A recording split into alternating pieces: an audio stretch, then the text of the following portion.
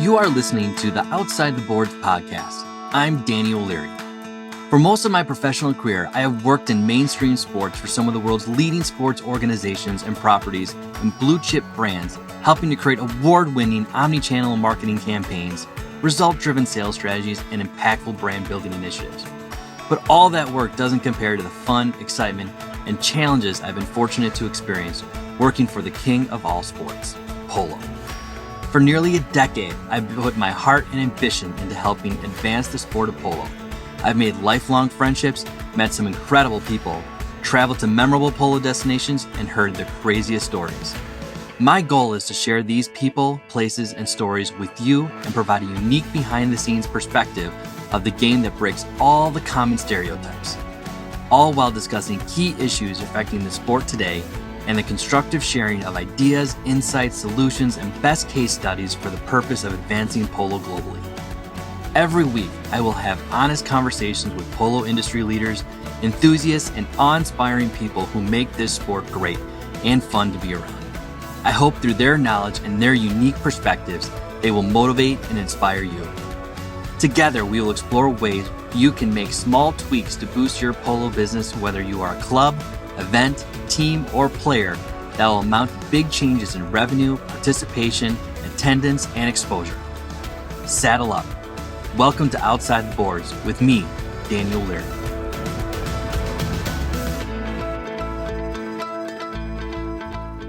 Hi everyone, Danny O'Leary here. Hope you're all continuing to stay safe and healthy as we enter into the drier and colder season.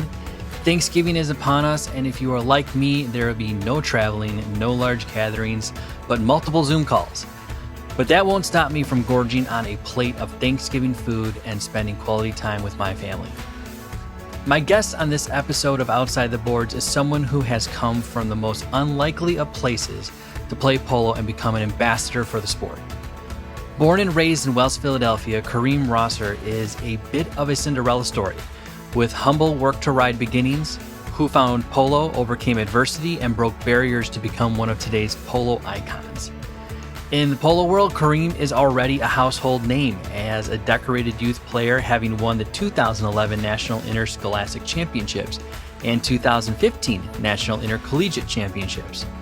Today, Kareem is a graduate of Colorado State University who has traveled the world playing polo, is a global ambassador to the Work-to-Ride organization, a now model for Ralph Lauren Polo, and will be soon publishing his own memoir, Crossing the Line, that is scheduled to be on shelves this February. Kareem's story is an incredible one filled with both heartbreak and joy. At such a young age, Kareem had to grow up faster and take on more responsibility than most his age. Guiding Kareem was Leslie Heiner's Work-to-Ride program that aids disadvantaged urban youth through activities centered around horsemanship and equine sports. Through this program, Kareem would discover polo where he would excel, giving him the necessary tools and motivation to become a success on and off the saddle. I had the privilege of watching Kareem win the 2015 Intercollegiate Championships and now having the opportunity to interview him and learn his story. Kareem is a symbol for overcoming adversity, and I'm excited to see him continue to do great things for the sport and be an inspiration for disadvantaged youth. So let's get started, everyone. Enjoy.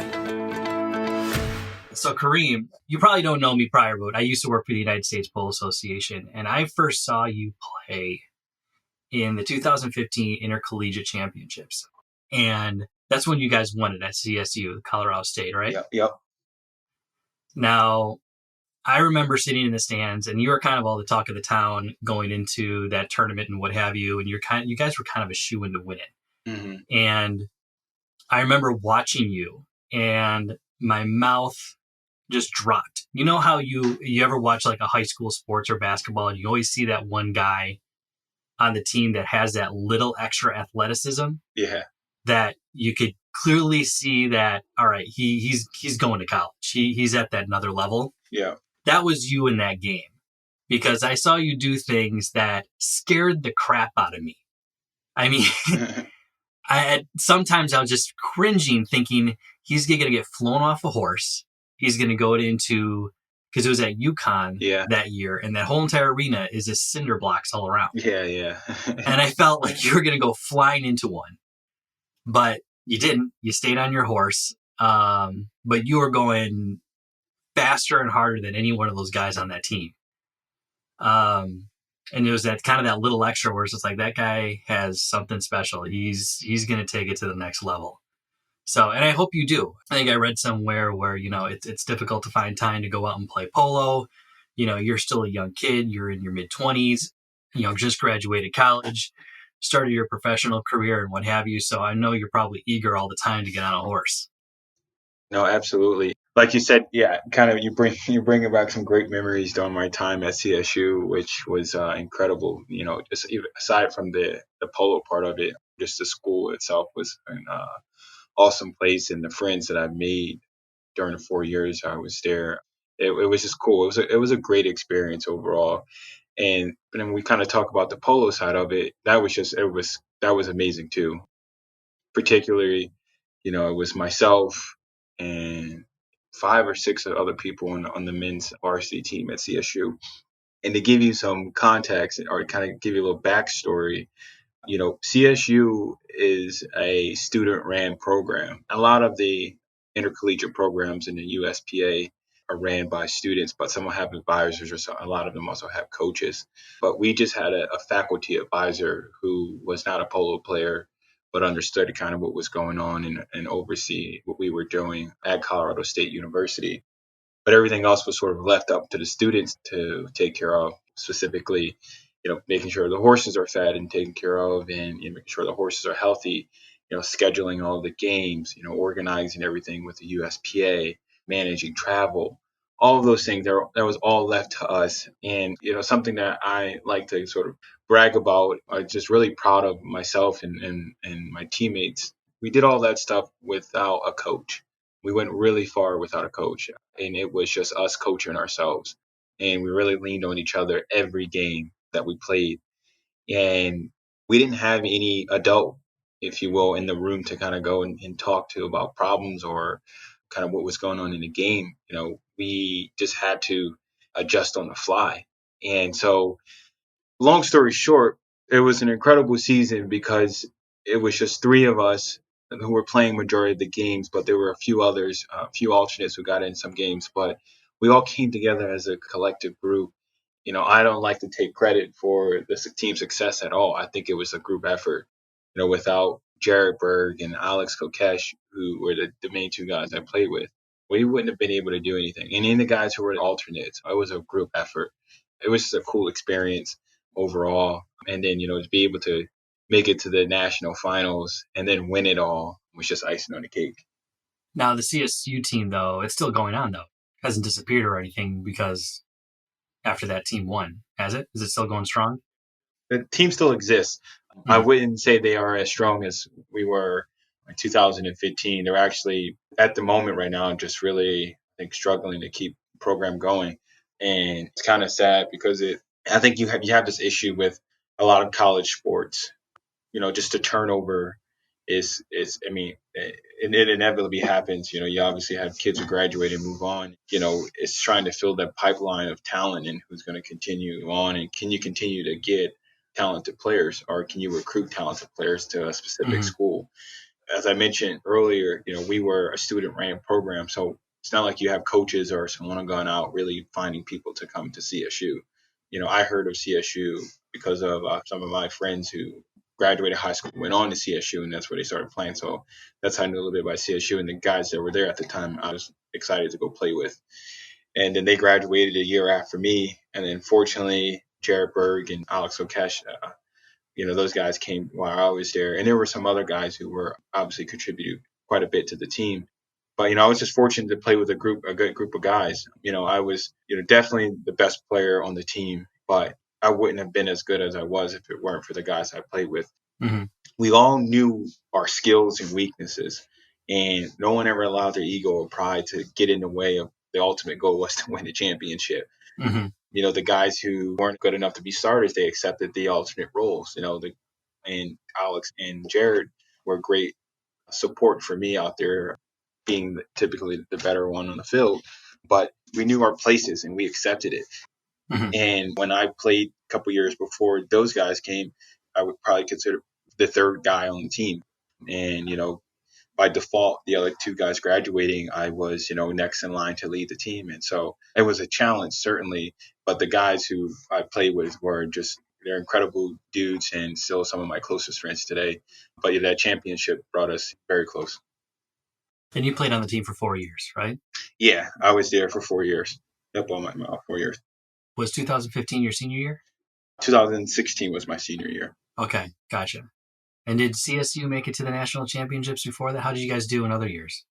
2013, we made it to the finals, and we lost, I think, by 2 goals to Westmont. Okay. And that was my first season there. And then the second season, we did not make it to the net. We lost our regional tournament for sure. And then my third season, we went to the national finals and won. And then my fourth season, we lost a regional tournament and unfortunately didn't get a wild card, even though we were the reigning champions. Okay. When I joined the USBA back in 2013, I instantly became a fan of collegiate polo because I remember putting a map together of all the schools and club teams that were out there. And you looked at that map, and it was pretty impressive when you looked at some of the big school sports program that have polo teams. Mm-hmm. And I think I remember going into that match because it was played at UConn. And I think like UConn's women's team had like 6 titles. Yeah. Something crazy like that, which is like, it was equivalent to either their women's team or men's basketball team. Yeah, their women's basketball team has historically been incredible. Yeah. And I think like the polo team was like, it matched their number of national championships, something like that. Mm-hmm. Yeah. And I just became an instant fan because there's something to play off here in terms of just polo and these big sports school programs, whether it be, Stanford or Texas or Michigan State, and they had these teams of polo teams there. It was pretty neat to see. I've always been a huge fan of it. Arena is much more dirty, more, in my opinion, fast paced, a little bit more dangerous. It's more, you're in a more confined spot. You're brushing shoulders and hooves with all the other ponies and players. Yeah. I loved it. It was just, it's kind of the WWF version of polo, in my opinion. Yeah. But I'm a huge advocate of intercollegiate polo. I really am. And I hope more schools join on and clubs, even if it's not an NCAA sanctioned sport. But you see a lot of sports like rugby, for example, that are not recognized, but are huge club sports. Yeah. Yeah. So I hope to see polo continue that trend. I know we kind of jumped up to your collegiate years, but I really want to go back to your early days in West Philadelphia. Yeah. And by the way, do you know that there's kind of a Fresh Prince reference here? Where? The Westwood born and raised in West Philly? Or Yes. Yeah. Absolutely. Okay. Instead of playing on the basketball court, I was on the polo field. So exactly. Yes. The Fresh Prince of Polo. Could we coin that? Let's trademark that. We could. So West Philadelphia, you were raised up in an area that I think you call the bottom. Mm-hmm. And not the best part of town, if you will. I'm not very familiar with West Philadelphia, but tell us a little bit about growing up. And I love the story of your transition and finding work to ride. I kind of got a kick out of that story. I talk about this quite often, especially during interviews, what it was like growing up a kid in West Philly.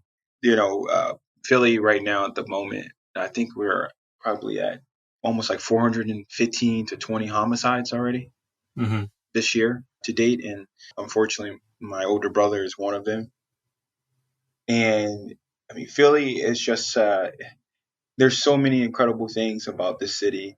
It's a great city, a lot of energy. Overall, generally, just good people, blue collar town, hardworking families. It's an incredible place. But unfortunately, I think like most cities in America, you have your impoverished and low income communities that are suffering day to day. If it's just with drug addictions, suffering financially, lack of education. There's so many things that one can point to that people in the low income impoverished communities are dealing with. For me and my family, I grew up in West Philly in a neighborhood, as you mentioned, called the Bottom. And I honestly can't tell you when and where the name the Bottom came from, other than the name. It definitely describes the area and the place. It is definitely kind of the low of low in Philadelphia. Again, when you just think about just the neighborhoods and the daily just violence and struggles that families face. I was born and raised in the bottom. My mom raised 6 kids by herself, so I'm one of 6. I'm in the middle. I share the middle with a twin sister, and her name is Karima. And then I have 2 older brothers, or had 2 older brothers, Jabbar, who's still here with us, and then my brother David, who was shot and killed this past March, and then my younger brother Damar and my little sister Washika. So, my mom had 6 of us before she was 30. So it was tough for us growing up as kids. My mom was basically a child herself raising children. So we had no choice but to grow up fast. And what I mean, it was nothing was hidden from us as kids. We saw everything that kind of, happened day to day in the streets. We had to grow up and learn how to defend ourselves fast. We didn't always have access to any real means of things that kind of really support our lives or kind of better our lives. It was always a struggle. Fortunately, my mom was a hardworking woman. She always had a job, and then for us, it was really just keeping our heads down and surviving. Mm-hmm. And West Philly was not a pleasant place, but we grew up and we figured out how to survive. And I'm sure we'll probably segue into this and talk a little bit more about that, the stables and finding the stables. But fortunately, our out was the Work to Ride program. My brother David and Jabbar were out on a bike ride in Fairmont Park. So Fairmont Park is one of the largest metropolitan parks in the country. And my brothers were out just kind of riding their bikes, and they came across the stables. And like most people in Work to Ride, they accidentally find the stables because it's at this dead end where most people would not be hanging out. Mm-hmm. They stumbled across the stables and they met Leslie, and from there it's been history. So, what was the Work to Ride program going on at that time when your brother stumbled across it? Yeah, no, it was. So right at that time, so it was like in '99, I believe. My brothers, early '99, going into 2000. Some of my brothers found the stable, and the program existed at that time. There weren't as many kids as there are today, and they were just getting into polo actually at that time. Leslie herself, and then the couple kids that were there prior to my brother's arrival. But it was nothing like what it is today. It was on a much smaller scale. What motivated yourself and your brothers to fill out the applications and go back? This is not like stumbling upon a private practice field for the Philadelphia Eagles and then becoming water boys for a professional sports team. I mean, it's a barn, it's a stable. Yeah, They don't yeah. smell great.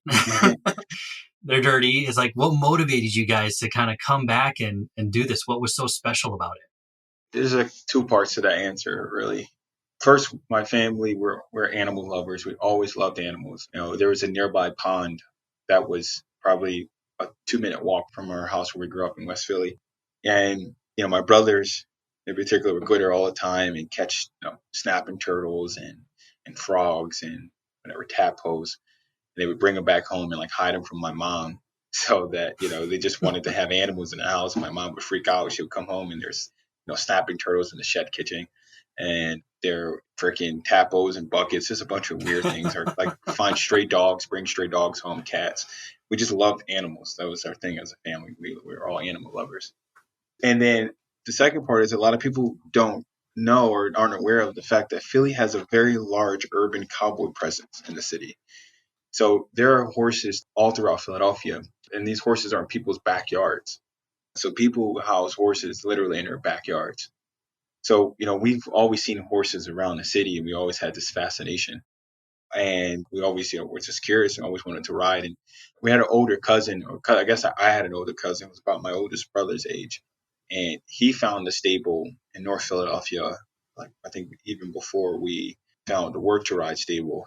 And he started riding, and I remember he would come literally galloping down the street on the cement, on the horse, and then I would get on the back and hold on the back of him and kind of start galloping down the street, hoping the horse didn't slide and fall. Come on, seriously? Just right down the middle of the street? Right down the middle of the street in Philly. I mean, I've been to Philly before, but I don't think I've ever recognized or even heard that. That's crazy. Yeah, it's crazy. It's like it's a real thing. People, that's a thing.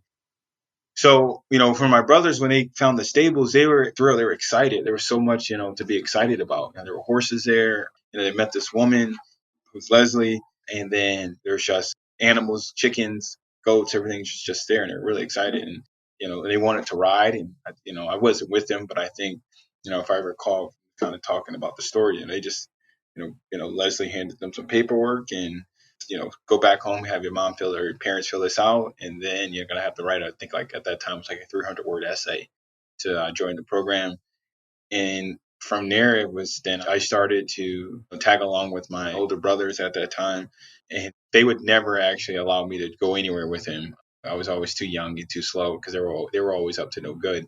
Hmm. So I was thrilled when I finally got a chance to show up at the stables. How old were you at this time? This time I was about, I think I was 8, 7 or 8. And your brothers were how old? One brother would have been 10, and then the other one would have been, I want to say, 15. Okay. Yeah, we were excited. At that time we didn't know that it was going to change our lives the way that it has today. But we were just happy to be around animals. Hmm. So what's the mission of Work to Ride that Leslie had in mind? The mission itself is to paraphrase. I mean, there is obviously a very specific mission, but it is to take low income kids from the Philadelphia region or neighborhoods and use equine activities as a tool to teach the kids self discipline, self motivation, responsibility, help out with academics, and just generally just use equine activities just better in their lives overall. That's kind of what it is in a nutshell. And that's what Leslie has done for the last 26 years. She has done an incredible job of saving hundreds, if not thousands, of kids' lives. Now, what was required of you in the program? So were you going, every day after school, on the weekends? You're obviously, working out the horses, doing odd and end jobs around the stables. What was asked of you as part of that program? The first big thing was that Leslie, she was very big on academics. So each kid had to be doing well in school, passing school, to continue to participate in a meaningful way. And I mean, that's kind of involved in riding and, participating in all the scheduled activities. And if you didn't do well in school, you were just basically working. Literally, the program, you work in order to ride. Over time, we started riding a lot, and then less work, but there's always work to be done. But the day to day stuff was required for all of us. We cared for the horses, we mucked the stalls, we fed the horses, we did chores around the barn. If that was fixing fences and dealing with the garden and whatever else really needed to be done around the barn. It was us working on the farm. When any farm work that had to be done, that was us as the kids with supervision of adults, particularly Leslie. We were doing it. We did everything you can imagine that one would do at a farm. Now, were you doing this after school on the weekends? Like, how much time did you have to put into this? So during the school year, we would come up after school, and it was either we had tutoring, so we had some sort of tutoring going on with kids who were not doing well in school, like myself. You had to make sure our schoolwork and things were done. And it kind of varied actually because we went through a bunch of like ups and downs with the program and this funding that Leslie just had to deal with. And so there were days we had to come after school and muck stalls and clean because we couldn't afford a barn manager to clean the stalls or feed the horses and clean water buckets. That kind of happened during the school week. But each Saturday, even still today, is a designated program day. So each week a kid is assigned as the barn manager and oversees the day-to-day stuff that's going on that day with the supervision of an adult. So, the barn manager is assigned to make sure the horses are fed properly, make sure all the stalls are mucked out properly, make sure all the troughs are filled up, make sure all the hay, the horses are, have enough hay outside and inside their stalls, taking care of all the injured horses, and then, assigning people to ride horses. So That's a lot of responsibility for an 8-year-old. yeah, there's quite a bit, and I'm sure I wasn't the barn manager at 8. Pretty certain I was, but as I got older, probably even 10 and 11, I became the barn manager. And that Still, my yeah, God. that's still quite a bit for an 8 or 10-year-old kid, who's overseeing the day to day stuff at the barn. But for a while, there were times during the week we would have to come up and participate and do this, and as we got more involved in polo, we were riding a lot during the weeks, and in the summer months, we were there every day. Mhm. We were out of school, we had nothing else to do, so we practically lived at the barn. Now, how did polo enter the picture? Going back a little bit, did you play any other sports? Up until my 6th or 7th grade year, I didn't play any other sports, and then in my seventh, 8th grade year, I started playing other sports. Got it. So how did polo, was it Leslie that introduced you? I mean, I figured most people I talk to, it's always, hunter, jumper, equestrian, dressage when it comes to entry to equestrian. Usually polo is kind of on the bottom of the totem pole. But how was it introduced to you? So before I showed up on the scene, really, I know there were a few kids, and the kids were just kind of hacking around and just riding Western, and I think some of them rode English, and just they were like participating in some like gymkhana stuff, and but not polo. But Leslie had a couple friends. This was I think in '99, 2000, maybe even earlier, maybe like '98. They were playing at the Bucks County Polo Club in PA here. And at that time, Leslie just got invited by her friends to play. And a couple kids were just grooming for Leslie, helping Les, out with, I think she might have like 3 or 4 polo ponies at the time, maybe 3. And the kids, they didn't play probably, I think, for like the first year or two when Les was playing. Maybe the first year, they were just out helping. And then I think one day someone said, put the kids on, let the kids ride and play. So that happened, and that's when they were playing grass polo. And then Les learned about the interscholastic intercollegiate polo scene. And then I think '99 was the first year a work to ride team participated in interscholastic polo. Mm-hmm. And the kids at the time, I think their first game, they got destroyed, 37-1 or something like that. And I don't even know how to play. It was like bad. So when my brothers joined, David and Jabbar, along with some of the other kids from the neighborhood, they started playing and they were losing quite a bit, and they fell in love with the sport like most people. They immediately got addicted to the game. But at the same time, they were still participating in local schooling shows where they're dressing up in their breeches and riding and doing equitation classes. They were participating in the gymkhana stuff, barrel racing and doing a bunch of other things.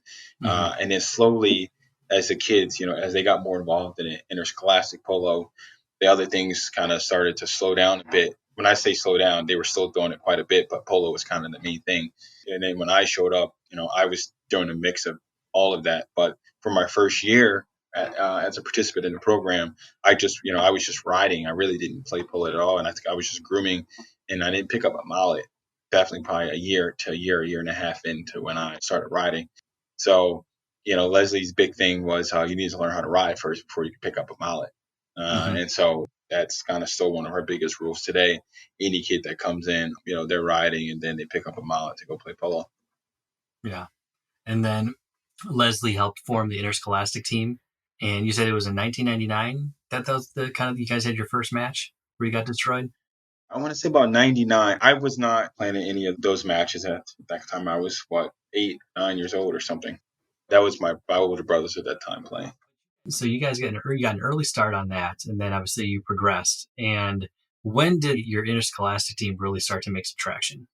I would say probably 2006 Mm-hmm. is when we started really gaining traction, because at that time, my brother Jabbar, who's also known as B, he was by far the best player on the work to ride team and arguably one of the best high school players in the country at that time.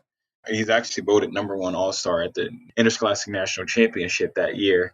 Can I tell a little bit of story about that team? It was myself, my brother Jabbar, and another kid, Andy, who played with the 3 of us played together. And my brother B at that time was just playing at an incredible level, relative to all of the other high school players that were there we were competing against.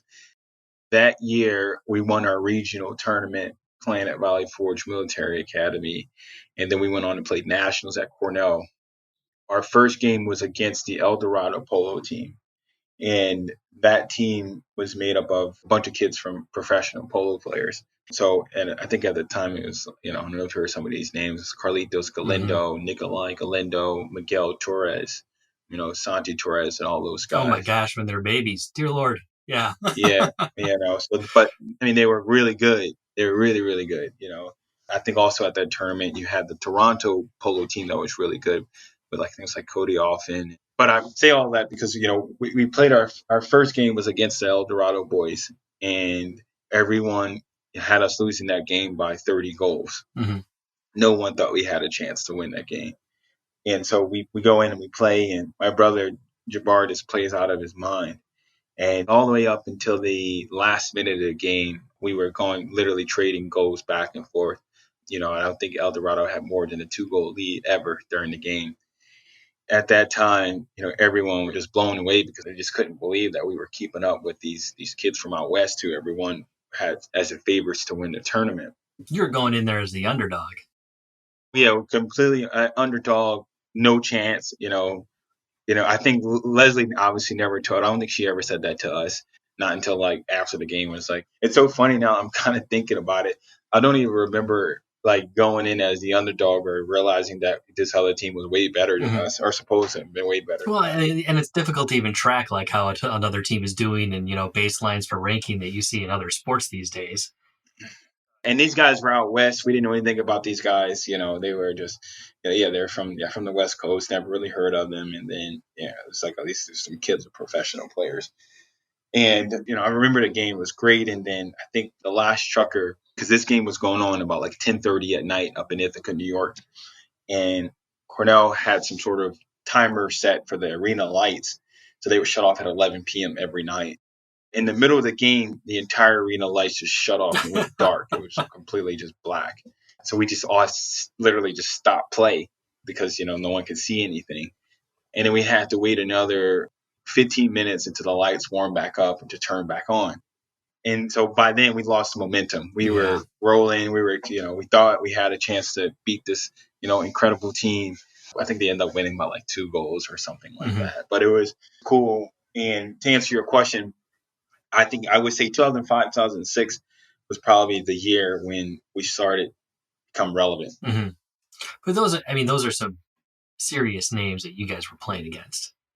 I mean, guys like Santi Torres and what have you, back in the day. I mean, you guys got to pat yourself on the back big time for keeping up, especially, from guys and teams playing out in El Dorado where polo is played much more frequently and is probably much more accessible. Oh, yeah. Yeah. No, those guys were playing every day. They were good. Yeah, I mean, I think Santi's 7 goals, 8 goals now. Miguel Torres is probably, I think his highest, he's probably was at 5. Yeah. Nikolai Galindo, Carlitos Galindo, they were all like 4 goals, whatever, 4 or 5 goals, 4 goals. They were up there. I think Santi actually might have not played that game. I know Miguel Torres did for sure, but I think he might have been an alternate or something. But all those guys were, and I think even still today, they're still minimum. I think they all carried 3-4 goal handicaps on the grass, and they may even be like 7 goals or something in the arena. So they still are great players. So yeah, at that time, it was cool, and I think people kind of taking us serious at that time. I started to, at least. You weren't in high school then, were you? Or no, you were. You were at Valley Forge Military. I was at a charter school in Philadelphia. Okay. Now, were you the only one of your family that went to the charter school? No, I went with my brother Jabbar and my twin sister Kareema. Okay. And now, obviously, they didn't have a polo program, so you were still going through the work to ride? Yep. So I was playing at work to ride at that time. Gotcha. What have your classmates thought of you playing polo? I mean, everyone thought it was cool. It was kind of just riding horses. People thought that was cool, and then the polo part, it was exciting to them. They didn't really get it, but they just, they knew that I was traveling a lot and out of school to go compete in games, and then they would catch us on TV occasionally. So teachers and faculty members were always thrilled that we were out doing something unique and staying out of trouble. That's good. So they were also supportive and excited for us, even though none of them actually ever got a chance to really see a game or knew what the hell was going on. And then you went to CSU. Was part of the reason going to CSU was that they had a polo program? Absolutely. I wanted to play polo in college. It was something that I had my mind set on. And honestly, I wanted to go to Cornell before I went to CSU. I applied to Cornell, and then I did a year at a community college called Tompkins Cortland Community College. It's in Dryden, New York, which is next door to Ithaca and next door to Cornell. So I did a year there in hopes to transfer to Cornell, but that didn't work out. And I was already accepted to CSU, and I knew a couple of guys who were playing at CSU. I packed my bags up, and Leslie drove me from Philly to Fort Collins. And I just remember driving out west and wondering if I made the same mistake again, going to a place I was going to hate, because I hated Dryden, New York. Yeah, absolutely just hated the place. And I just remember driving through Kansas and seeing this just cornfields and cows and flat land. I'm like, oh gosh, what am I doing?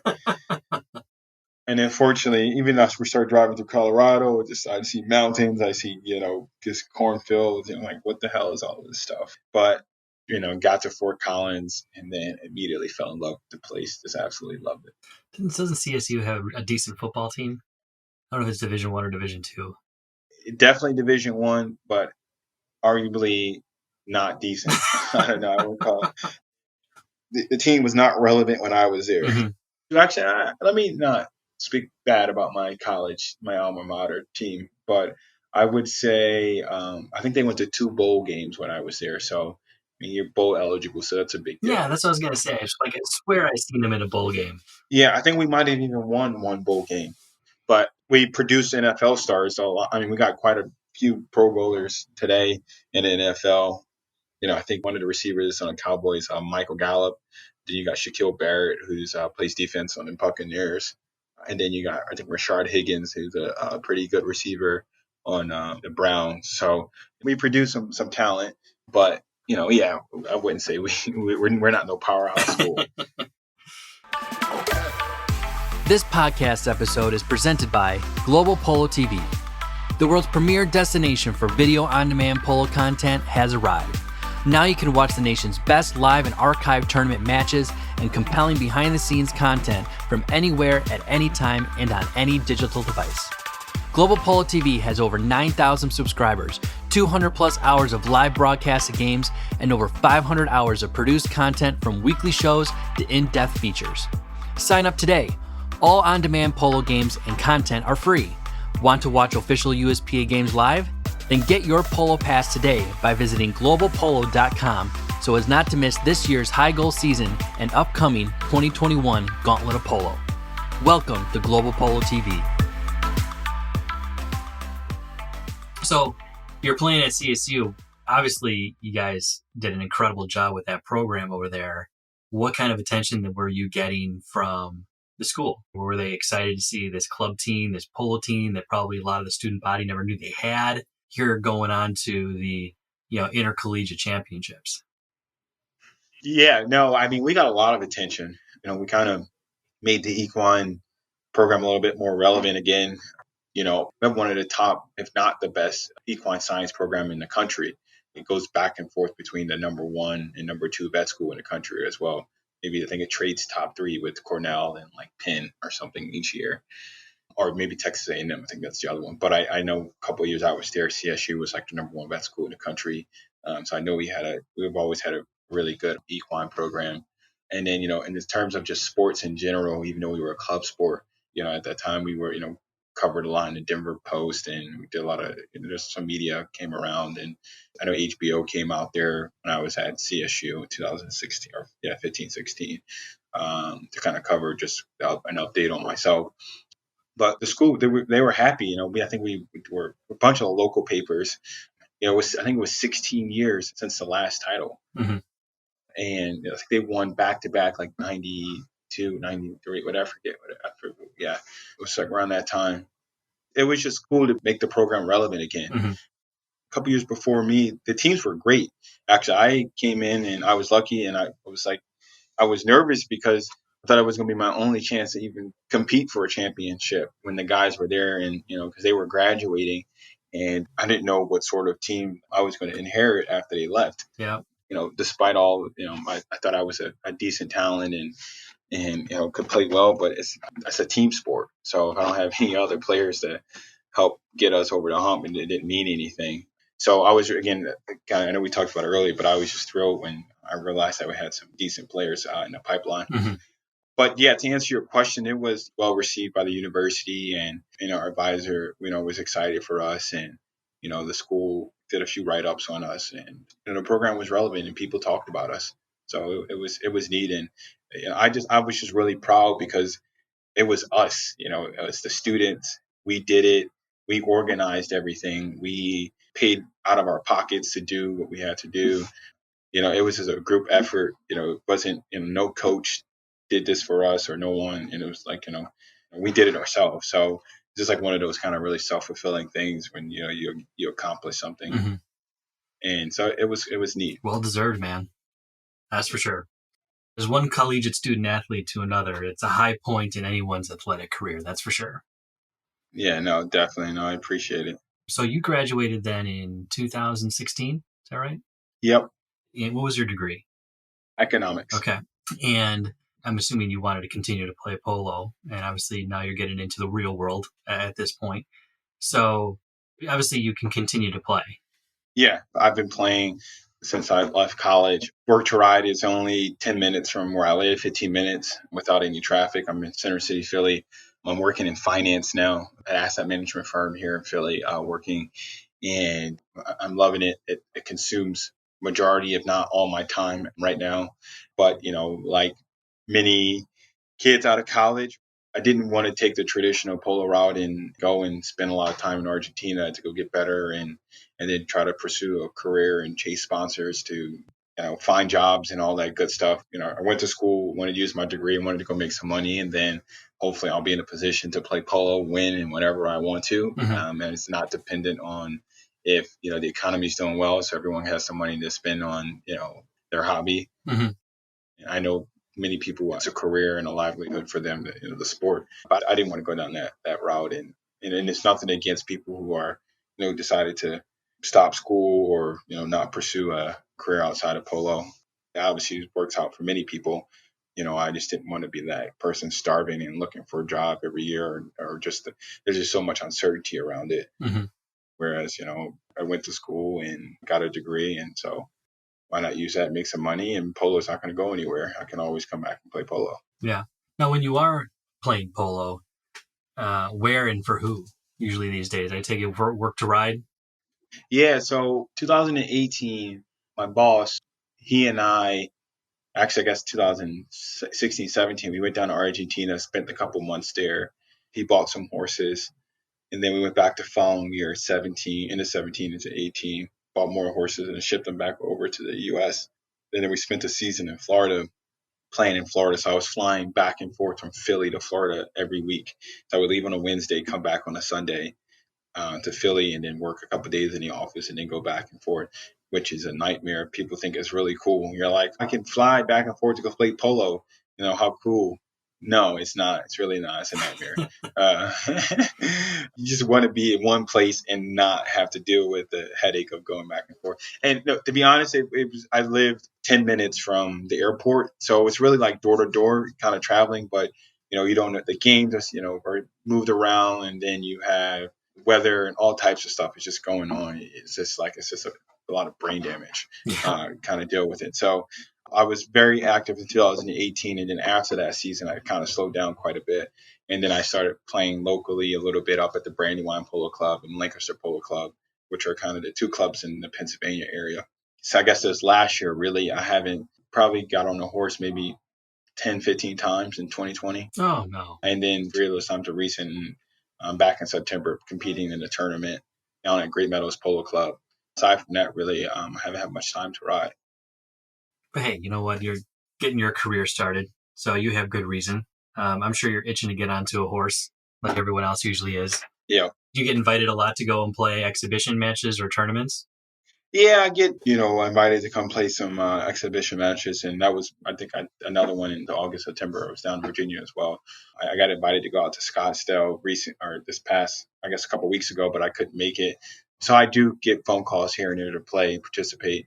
Now, especially COVID that's going on, but yeah, I just don't really just have the time. And it's hard not riding than trying to get on and go play. Yeah. So I always got to think about that too. Well, we have to figure out a way for you to come out here in Chicago and play at the old Oak Brook grounds. Yeah, I've heard a lot about it. Haven't had a chance to play there. So you have written a book. Yeah. And that's not easy. What prompted you to sit down and put this memoir together? So it really actually started out with Nacho Figueres and I are good friends. And Nacho wanted to co-author a book together. We kind of started talking about this in 2018. But we learned that, it just wasn't going to work to try to do something together. So, I decided to continue on and continue to want to go write and tell my story and work to ride story and the struggle of my family growing up in West Philly. Because for many years, and as you probably have saw just through your research, and we've been covered on pretty much every major like news outlet in the U.S. and some major publications, and did a lot of media stuff. But they're only able to capture 10 to 15 minutes of the story. So it's always just highlighted versions of who are these people, what they kind of talk about our backgrounds and our struggles of just growing up in these neighborhoods, and then, our success and how we got to where we are today. But it's always just small snippets and pieces of that. It doesn't really tell the full story. It was important for me to tell that story, to tell what it really took for us to get to that 2011 national championship. The work that Leslie's put in over the last 2 decades and the sacrifices that she made so that we were able to go to Valley Forge Military Academy and receive a full ride, go to college, travel the world and play polo. All the sacrifices that we all had to make to do that. It's not really covered in the media. I really wanted to go into detail and talk about that because not that people don't appreciate Leslie today, and I know we all do, or people, don't appreciate what we've done for the sport, just as minorities in the sport, arguably the only, black people in the sport. There's so much going on, and so much has happened, from when we first showed up to the barn, even into today, to get to where we are. And I really wanted to talk about that, and that process was not easy for any of us. And, I know a lot of people here that, our story has been told a lot. So a lot of people know, it was hard for us. We grew up, and we all grew up in these bad neighborhoods, and we were surrounded by violence and gangs or drugs and all that good stuff. Or sorry, bad stuff, I guess, not good stuff.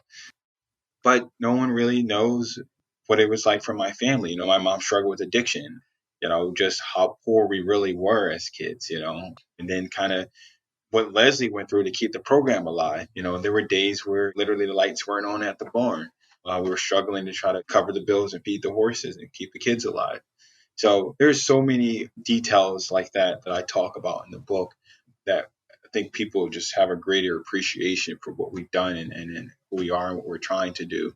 And this is not a story, and I don't write this to ask for sympathy or anything. I just wanted to tell people for what it is. Mm-hmm.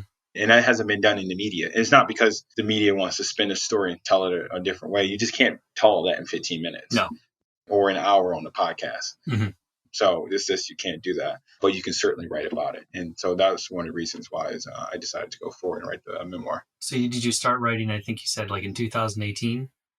2018 is when I started thinking about it, and then writing probably would say in 2019. Okay.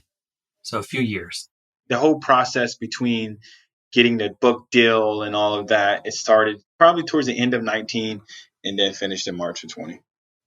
What was the hardest part of the book to write, do you think?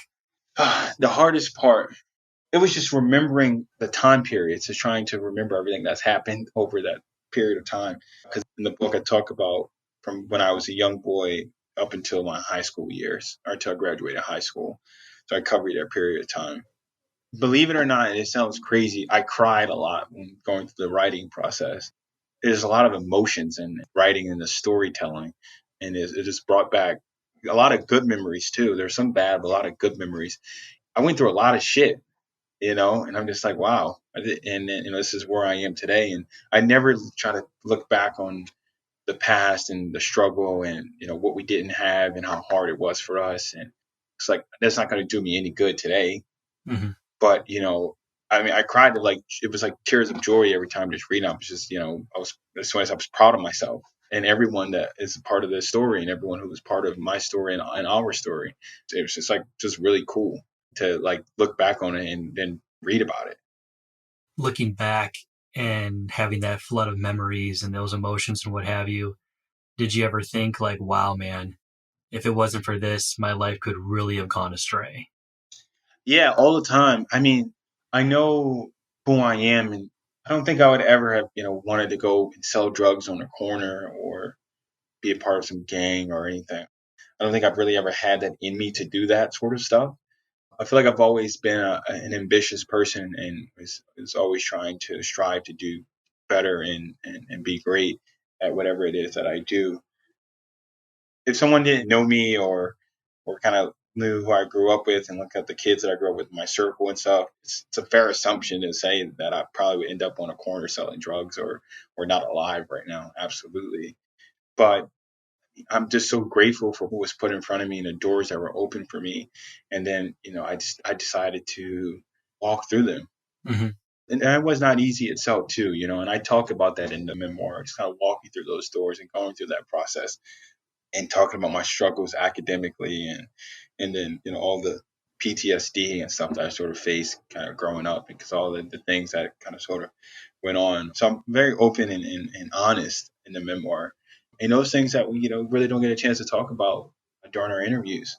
Or, you do talk about it, but it's all edited down to 10 minutes, and Yeah. it's just so yeah, I'm excited and I'm really hoping to just inspire people, polo players, non-polo players, black people, white people, everyone. I really don't care. I just want to let people know that regardless of where you come from, and who you are, and it's very cliche, just believe in yourself and go work hard. But it's true, and that's the first step to getting away from where I grew up and kind of beating the odds and escaping like the system that inevitably just sucks so many kids back in and hold them back. Yeah. Is that something that you hope that people outside of just your personal experience, is that kind of what you hope that people take away from reading the book? Yeah, I think the polo aspect of it is exciting and being the first African Americans to go accomplish what we did and where we are today. But it's really about, like facing adversity, right? I faced so much adversity and each time I overcame it, right? I would just deal with it. I would have these setbacks, but then something would happen and just like spring me forward. And then I would have made this, great progress over time. My message to a lot of people is just don't give up. Shit's gonna happen to you. You're gonna face adversity. If it's the death of one of your best friends or family member, or you lose your home, or I don't know, something tragic happens, like just don't give up. There's not a moment that I ever give up in the book. I just want to encourage people to, though, and people who are dealing with what I've dealt with today, or kids that may be my age or adults, just persevere. I know it's easier said than done. The hard times will pass, and it's just being patient and remain resilient. No, man, it sounds like you're a fantastic model for overcoming adversity. That's for sure. And not to mention being a role model for so many other kids probably growing up in West Philadelphia. Do you feel as though you're kind of charged a little bit with being that role model, the kind of ambassador to Work to Ride? I definitely feel some sort of obligation to just be an ambassador, and I'm a strong believer in giving back. I've been blessed and have so many doors opened up for me, and I cannot forget where I came from. I know, again, cliche, remember where you came from. I think that's true, especially if you're one of the few who made it out. Mm-hmm. You have these aspirations to want to be doctors and do all the firefighters, because you sometimes you see people who look like you and you say I can do it, but then sometimes if you don't see anyone who looks like you in those positions, you really don't have any hope to go do certain things because you just don't think that you're supposed to be there, or it's not for you because you weren't born into it. Mm-hmm. And that's not true. I'm a good example. Myself, my brothers, all the other Work to Ride kids are good examples of people who were not born into something privileged, but had just busted their asses and are hungry and want to go get it. Mm-hmm. And that's what it is to people. And it's not, don't cheat your way through that. And none of us have done that. We've all just busted our asses and showed up, and it's all about showing up. So it's important. And I want that message to be, relayed to people who are struggling. Yeah, And you don't have to come from a poor neighbor. You could be a privileged person already and suffering from certain things, but just don't give up. Just keep going. that's a great message, man. Now you continue to do a lot for Work to Ride, and I think I saw at some point in the last few years you have now created, I think, the Friends of Work to Ride. Is that the right? You're the executive director there. Yep. I didn't create it, but I am the executive director of Friends to Work to Ride. And, that entity was formed to help with fundraising and help support the parent organization Work to Ride. There's quite a bit of stuff that's going on that I really don't want to get into on the podcast at the moment. A lot of great things, very, very good things that are going on. And that entity was just formed to help move Work to Ride forward. Okay. So I'm involved in that. And I actually spend a lot of my time at the moment focusing on helping move Work to Ride forward in Leslie. And it's one of my ways of giving back and showing my appreciation. For those who will be listening, where can people learn more or contribute, donate, anything like that to their Work to Ride program? Yeah, I mean, they can go check out the Work to Ride website or Facebook. It's just worktoride.net, which is the website, or Google Work to Ride. There's lots of information on ways to give back. I believe there's also a donation button if someone wants to instantly donate something, as well as tons of information on Facebook. I said that in our Instagram, so check us out on social media. But yeah, when we're always looking for support. And also at the same time, if you don't have any money or you don't want to donate money, but just want to donate your time, that is also appreciated. So don't want to discourage anyone to not want to get involved because, you can't donate a few bucks. There's other ways to volunteer and get involved. Do you guys accept horse donations as well? Yeah, we accept horse donations, tack donations, quite a bit. So we're always looking for support. So, any people who are looking to get rid of some things or want to donate things to the charity, we are always grateful and looking for things to, support the kids and the horses. Wonderful. And when does the book come out? I think is it February of next year? The publication date is February 9th. So Tuesday, February 9th, 2021. And it's available for pre-order now. It's on Amazon, Barnes & Noble. Then also check out my Facebook. I have the links posted up on my Facebook, which is Kareem Rosser. Then I also have a special page for my book itself. So the links are all there for those who would like to purchase a book. I'm encouraging everyone to purchase a book, not just for the sake of purchasing and learning more about us, but I decided I will give half of the proceeds back to the charity. So I'm really encouraging people to purchase it. So, because it would be a great way for myself to give back again to something that's changed my life. So, if you don't want to purchase it and read it, just purchase for the sake of just supporting the charity. That's wonderful, man. I'm really proud of you, buddy.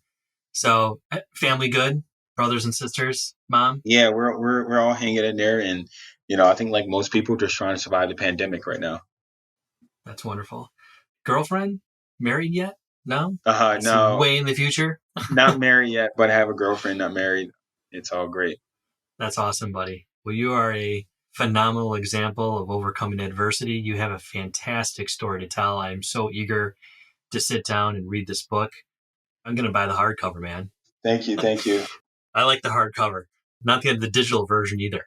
Although we do hope that you probably come out with an audio. Yeah, that's happening. Okay. Yeah. I mean, for anyone who goes on these long trips, with their horses, trailer and stow, I think people are probably going to want to listen to it. Yeah, no, absolutely. There's definitely an audio version of it. Excellent, man. Well, hey, I really appreciate you coming on today. You are a great kid.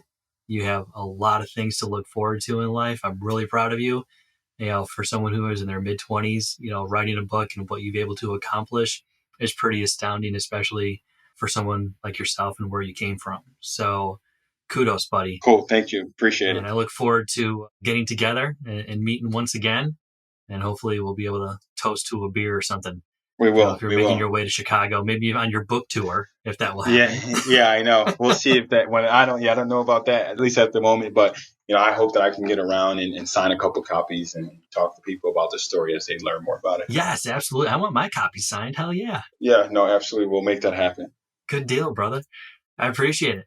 You enjoy yourself. Have a wonderful Thanksgiving. Hopefully you get to sit down with your family and not have to be in lockdown or anything like that, or quarantine. Yeah. So, hey, buddy, enjoy. No, thank you, Daniel. This podcast episode is presented by Global Polo TV. The world's premier destination for video on-demand polo content has arrived. Now you can watch the nation's best live and archive tournament matches and compelling behind-the-scenes content from anywhere at any time and on any digital device. Global Polo TV has over 9,000 subscribers, 200 plus hours of live broadcasted games, and over 500 hours of produced content from weekly shows to in-depth features. Sign up today. All on-demand polo games and content are free. Want to watch official USPA games live? Then get your Polo Pass today by visiting globalpolo.com so as not to miss this year's high goal season and upcoming 2021 Gauntlet of Polo. Welcome to Global Polo TV. Now we have reached the part of the show where we address outside the board's issues affecting the sport of polo, with the sharing of insights, ideas, and best practices towards solving everyday marketing, branding, and sponsorship problems, avoiding bad habits, or helping to navigate through new trends and how to best leverage those opportunities. Hey everyone. On this episode, we are going to talk about the spectator environment, which is a continuation of our COVID-19 best practices, where in our previous episode, we talk about civic influence and how to educate and get your plan's approval from integrating with civic leadership and health leadership within your respective states or cities or local municipalities. For the spectator environment, we're going to keep it simple and manageable, and that's very important to do. We do not want to overcomplicate things in terms of the type of spectator environment that we are giving your attendees. So polo has three key features that are winning arguments to differentiating itself from other team sports that allow it to easily comply with your state's health and safety guidelines. The first one being field size. A polo's pitch is 9 times larger than any other grass-played team sport, which means players and spectators can easily socially distance themselves to minimize close contact. Second one being tailgating, the ability for spectators to enter the venue as one party to an assigned field side parking spots eliminates a multitude of human interactions, making the seated environment safer than any sports stadium or arena. And lastly, the third item is few players. The number of polo players, including umpires on the field at one time, is half of what is required from other team sports, such as football, where you have 11 players per team for a total of 22, not including umpires. So with such few players, a large field, and a limited contact between player makes polo the safest outdoor recreation and team sport to meet state health and safety guidelines. So to break the spectator environment and a venue layout, an example that we are recommending, we're going to break it into seating and services. So your strategy ultimately should be about 50 tailgate spots per sideline, and each of those spots is about 12 to 15 feet long tailgate spots that will allow people to spread out nicely upon entering the field. In between each of those spots is about 8 to 10 feet buffer zone between each spot, which is kind of around the recommended distance when it comes to groups and the neighboring group that you might have, depending upon your state's guidelines. Definitely recommended to install any type of visual barriers between the spots, whether that be mobile fencing, spraying lines in the grass, those types of things, flags, what have you, any sort of visual example that people can see or feel when they're walking around the venue. Guests may not exit their assigned spots unless to use the restroom. Masks must be worn, or to use a hand washing station, or to use a hand sanitizer. You should limit your tailgate spots to 6 or fewer people. If you think about a van or an SUV, they can really have maybe about 6 people. Some state guidelines are not recommending any more than 6 people per table at restaurants. So those are areas where you can cross over guidelines.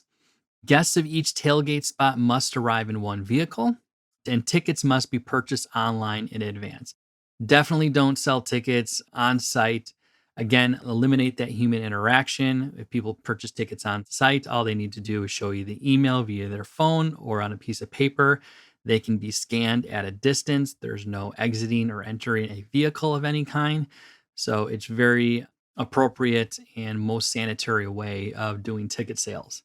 As far as services go, eliminate any activity or service that creates a non-controlled social distancing environment. That includes sponsor displays, merchandise sales, concessions, food trucks, beverage bars, those types of things. Eliminate them all. You cannot control your spectator environment or making things far too complicated, and they can easily be substituted with other things. Like in tailgating, people can bring their own food and beverage. You don't need the luxury and having outside concessions being brought in. Hire on-site cleaning and custodial personnel to wash an area, such as bathrooms, hand sanitizer, and hand washing stations, etc. It's always very important to show people that you have their health and hygiene as a priority, and having people who come from dedicated industries that do these things for a living and offer these services is to have them on site at all times. Placement of signage promoting social distancing, masks, and hand washing is definitely important. If you're anything like Illinois and you're executing outdoor spectator events or just a business alone, There's multiple signs about reminding people to wear masks and socially distance and wash their hands all over a particular business or venue. So you're going to want to invest that and constantly remind people, and your staff as well needs to be trained to remind people as well, and to show a good example themselves by hand washing, wearing gloves, having masks, and so on and so forth. And last but not least is to consider eliminating polo themed activities. Horse viewing, divot stomp, award ceremony should probably be all eliminated. And again, anything that doesn't allow you to control the whereabouts of your spectators, it poses something to be very difficult, and it's best to eliminate them entirely. I know these things are upsetting because you're essentially eliminating very key features about the polo experience. From our experience up here in Illinois, it made no difference. We had to scold a few people from exiting their spot to either do the divot stomp or go look horses, but they obviously complied and went back to their tailgating environment. They understood, and they're incredibly appreciative just so that they could get outside and watch polo to begin with. But again, health and safety is the foremost, and the last thing you need is someone live streaming, sharing pictures of an environment that does not reflect your plan that was approved by the state or city or any local municipality that you might be in. So very important that you do that. So those are our recommendations from outside the boards in terms of managing and executing your spectator environment. If you want to take a look at more of this as well as other information, I encourage you to go to www.outsidetheboards.com and subscribe to our website to gain access to insights such as these, as well as other COVID-19 pandemic best practices. Thank you, everyone, and see you on the polo field. Bye-bye.